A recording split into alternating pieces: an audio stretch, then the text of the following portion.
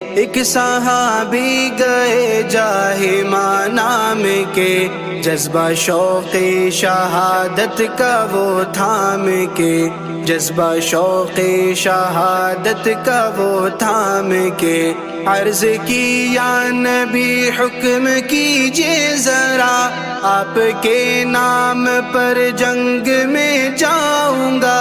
سن کے آقا نے پوچھا یہ بتلائیے، اب بھی ماں باپ میں سے کوئی زندہ ہے؟ جاہماں نے بتایا وہ مسعود ہے، یعنی ماں اور باپ ان کے موجود ہیں۔